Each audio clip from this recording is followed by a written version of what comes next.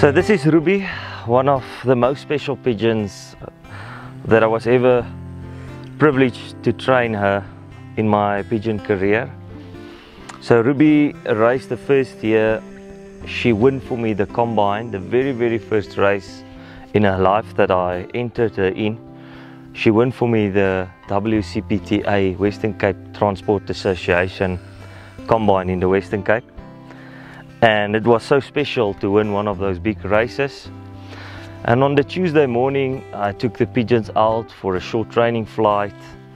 And when the birds arrived home, Ruby was entirely open. She had a massive injury. And here, obviously, I was in tears because that's the end of her racing career.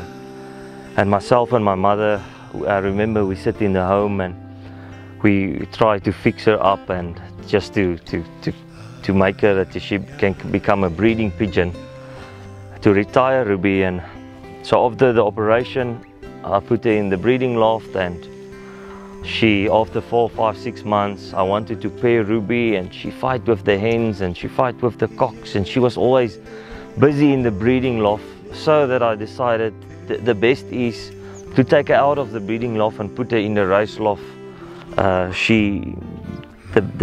The injury recovered well, and yeah, so I put her in the race loft.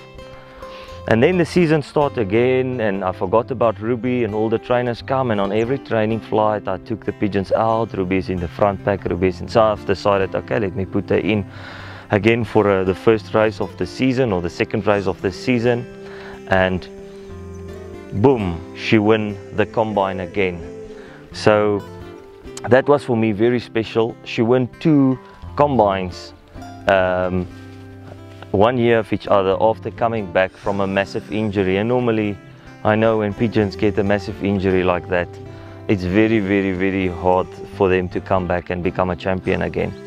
And I've decided that I'm going to put Ruby into the stock loft after winning 2 combines in Cape Town. And then in Cape Town, there's 2 different organizations. There's the WCPTA and there's the Federated Board of Homing Unions.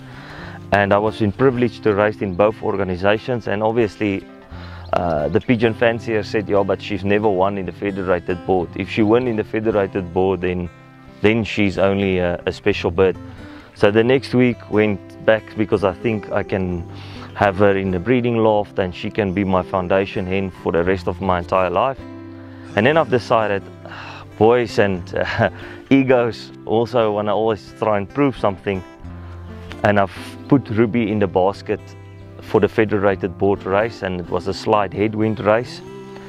And yeah, obviously the fanciers in the club saw that I've basketed Ruby, and everyone knew Ruby is in the race, Ruby is in the race. And it's only then the 3rd time that she's ever entered in a racing basket. And that Saturday I've been waiting with the birds, and I told my mother Ruby is going to win again today. And I was so confident in her, because she's always busy in the loft and she's dominating the entire loft, and there's more than 200 pigeons in the loft.